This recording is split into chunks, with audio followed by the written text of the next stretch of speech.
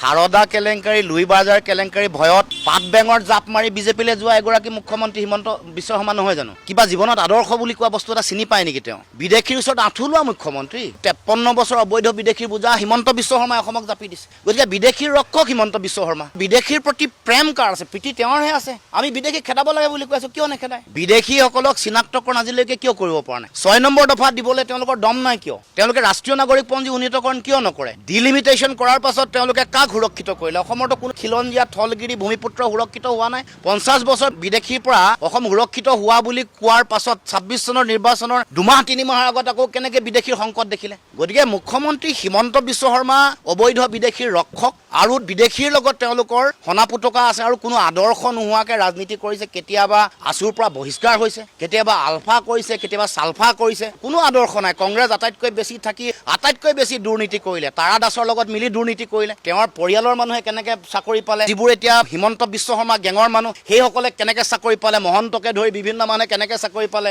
গুৱাহাটী বিশ্ববিদ্যালয়ৰ যিসকল PGSU মানুহ আছিলে তেওঁলোকক কেনেকে চাকৰি দিলে, চিঠি লিখি সেইবোৰ চবেই জানে। অসমত দুৰ্নীতি কৰা, অসমত সাম্প্ৰদায়িক ৰাজনীতি কৰা, অসমত অবৈধ বিদেশীৰ বোজা জাপি দিয়াত সমৰ্থন দিয়া মূল ব্যক্তিগৰাকী হিমন্ত বিশ্ব শৰ্মা। তেওঁ অসমৰ মানুহৰ আগত কথা কোৱাৰ কোনো নৈতিক অধিকাৰে নাই আৰু তেওঁৰ কথাৰ মূল্য অসমৰ ৰাইজে দিব নালাগে। কেৱল মাত্ৰ মুখ্যমন্ত্ৰীৰ আসনখনত থকাৰ কাৰণে মানুহে তেওঁৰ কথা শুনে, কিন্তু মুখ্যমন্ত্ৰী আসনখনৰ কোনো গৰিমা নাইকিয়া কৰি দিছে। যি টি কথা কয়, যি টি প্ৰলাপ বকে আৰু যেতিয়াই তেতিয়াই যি টি কথা কৈ অসমৰ ৰাইজক বিভ্ৰান্ত কৰিব খোজে। গতিকে তেওঁৰ যিবোৰ কথা কৈছে এইবোৰ কথাৰ কোনো মূল্য নাই আৰু যিগৰাকী মানুহে ব্যক্তিয়ে কথা কৈছে সেইগৰাকী 25 বছৰ কংগ্ৰেছত থাকি চব উদৰ পুৰাই খালে চাৰিওফালে। যিমান যি কমিশ্যন ৰাজ, দুৰ্নীতি, সিন্ডিকেট যিমান যি আছে, কয়লা সিন্ডিকেট, গৰু সিন্ডিকেট সকলো আৰম্ভণি ক'ত কৰিছে? কংগ্ৰেছত। সাৰদা, লুই বাজাৰ এইবোৰ বিভিন্ন কেলেংকাৰীত ফচাৰ পাছত, ডিমা হাছাও কেলেংকাৰীত ফচি জেললৈ যাব লাগিব বুলি কোৱাৰ লগে লগে বিজেপিৰ মানুহে মাতি আনি দম দিয়াৰ কাৰণে তুমি বিজেপি কৰিবা নে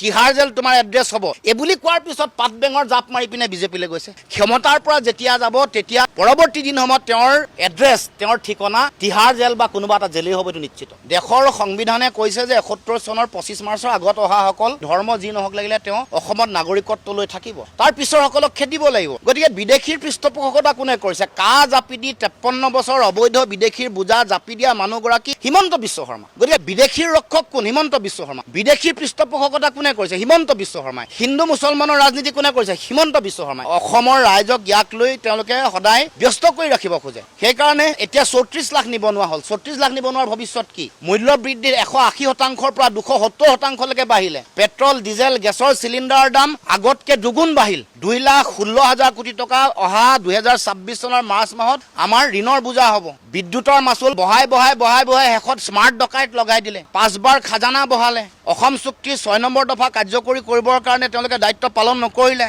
98% কৃষিভূমিত তেওঁলোকে জলসিঞ্চন দিম বুলি কৈছিলে, আজিলৈকে নিদিলে। শীতলীকৰণৰ ব্যৱস্থা কৰিম বুলি কৈ কেৱল মাত্ৰ 35টাহে আমাৰ কোল্ড ষ্টৰেজ আছে, য'ত 5,000 কোল্ড ষ্টৰেজ পশ্চিমবংগত আমাৰ কাষত আছে, যাৰ কাৰণে আলু খেতিয়কসকলে দাম পোৱা নাই। আত্মনিৰ্ভৰশীল অসম হ'ব বুলি কৈছিল। আত্মনিৰ্ভৰশীল নহয়, সকলো কথাতে পৰনিৰ্ভৰশীল হৈছে বিজেপিৰ দিনত। মূল্য বৃদ্ধি নিয়ন্ত্ৰণ কৰিম বুলি কৈ আকাশলংঘী মূল্য বৃদ্ধি হৈছে। এতিয়া নিৰ্বাচনৰ আগত টুল গেট 2খন ইতিমধ্যে ৰাইজক উপহাৰ দিবই। 27খন টুল গেট বনোৱাৰ তেওঁলোকৰ লক্ষ্য। গতিকে এই সকলো কথা বতৰাবোৰ লুকুৱাই ৰাখিবৰ কাৰণে কেৱল মাত্ৰ মেৰুকৰণৰ ৰাজনীতি। 25 বছৰ জীৱন পৰিক্ৰমা কংগ্ৰেছত থাকি সাৰদা কেলেংকাৰী, লুই বাজাৰ কেলেংকাৰী ভয়ত পাত বেঙৰ জাপ মাৰি বিজেপিলৈ যোৱা এগৰাকী মুখ্যমন্ত্ৰী হিমন্ত বিশ্ব শৰ্মা নহয় জানো? তেওঁ কি কথা ক'ব আহিছে? কিবা জীৱনত আদৰ্শ বুলি কোৱা বস্তু এটা চিনি পায় নেকি তেওঁ? সেইগৰাকীয়ে হিমন্ত বিশ্ব শৰ্মা। 53 বছৰ অবৈধ বিদেশীৰ বোজা জাপি দিয়া এগৰাকী মুখ্যমন্ত্ৰী হিমন্ত বিশ্ব শৰ্মা নহয় নেকি? বিদেশীৰ ওচৰত আঁঠু লোৱা মুখ্যমন্ত্ৰী।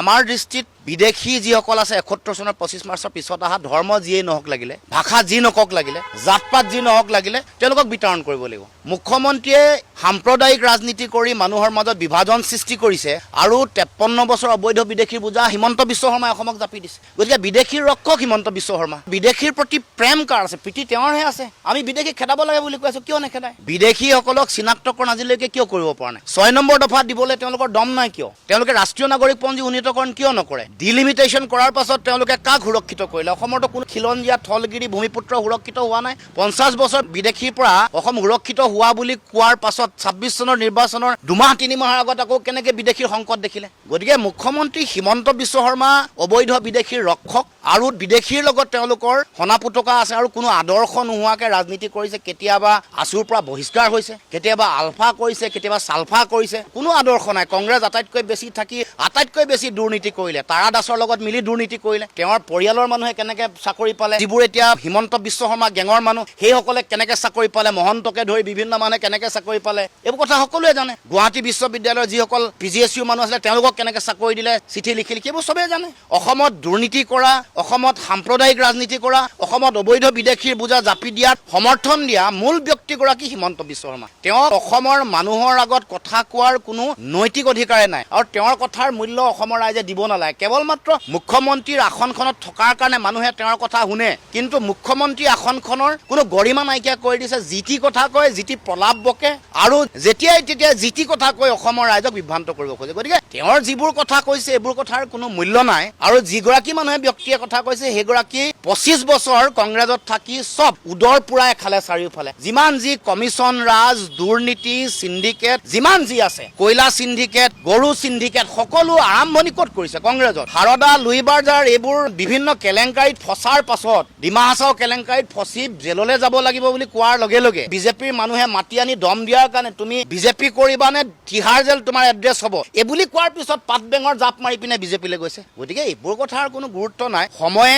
সকলো কথা চাই আছে। এতিয়া ক্ষমতাত বলিয়ান হৈ আছে কাৰণে, টকা পইচাৰ শক্তি আছে কাৰণে, ধন বল, বাহুবল, টকা বলৰ যোগেদি ক্ষমতাত আছে অধিষ্ঠিত হৈ। ক্ষমতাৰ পৰা যেতিয়া যাব তেতিয়া পৰৱৰ্তী দিন সময়ত তেওঁৰ এড্ৰেছ, তেওঁৰ ঠিকনা তিহাৰ জেল বা কোনোবা এটা জেলেই হ'ব, এইটো নিশ্চিত। আমি অবৈধ বিদেশীৰ বিৰুদ্ধে আছো। তেওঁ কিয় এই শব্দটো ব্যৱহাৰ কৰে আমি নাজানো। আমি দেশৰ সংবিধানক মানো। মুখ্যমন্ত্ৰী হিমন্ত বিশ্ব শৰ্মাই দেশৰ সংবিধানক মানে নে নিমানে এইটো আমি সুধিব খুজিছোঁ। দেশৰ সংবিধানৰ নামত শপত লৈছে নে মনুস্মৃতিৰ নামত তেওঁ বৰ্ণবাদী চিন্তাৰে কাম কৰিছে? গতিকে তেওঁক আমি সুধিব খুজিছোঁ। দেশৰ সংবিধানে কৈছে যে 71 চনৰ 25 মাৰ্চৰ আগত অহাসকল ধৰ্ম যি নহওক লাগিলে তেওঁ অসমত নাগৰিকত্ব লৈ থাকিব, তাৰ পিছৰ সকলক খেদিব লাগিব। গতিকে বিদেশীৰ পৃষ্ঠপোষকতা কোনে কৰিছে? কা জাপি দি 53 বছৰ অবৈধ বিদেশীৰ বোজা জাপি দিয়া মানুহগৰাকী হিমন্ত বিশ্ব শৰ্মা। গতিকে বিদেশীৰ ৰক্ষক কোন? হিমন্ত বিশ্ব শৰ্মা। বিদেশীৰ পৃষ্ঠপোষকতা কোনে কৰিছে? হিমন্ত বিশ্ব শৰ্মাই। হিন্দু মুছলমানৰ ৰাজনীতি কোনে কৰিছে? হিমন্ত বিশ্ব শৰ্মাই। দেশৰ নাগৰিক আৰু বিদেশী এইটোতহে আমি সীমাৰেখা আনিব খুজিছোঁ। দেশৰ সংবিধান মৰ্মে যোনে নাগৰিকত্ব পাব লাগে, যি দেশৰ নাগৰিক তেওঁ অধিকাৰ পাব লাগে, আৰু যিসকল বিদেশী তেওঁলোকক অসমৰ পৰা বিতৰণ কৰিব লাগে। এইটো হ'ল মূল কথা।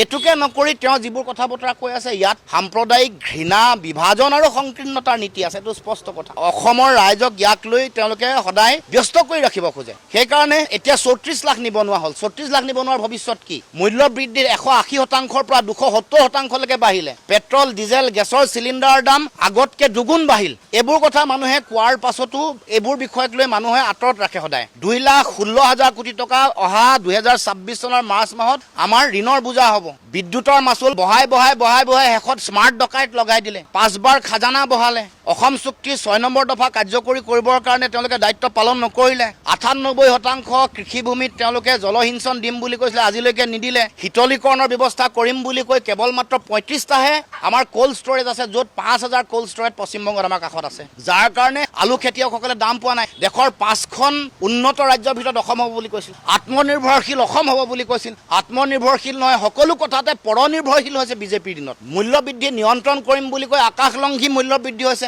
এতিয়া নিৰ্বাচনৰ আগত টুল গেট 2খন ইতিমধ্যে ৰাইজক উপহাৰ দিবই। 27খন টুল গেট বনোৱাৰ তেওঁলোকৰ লক্ষ্য।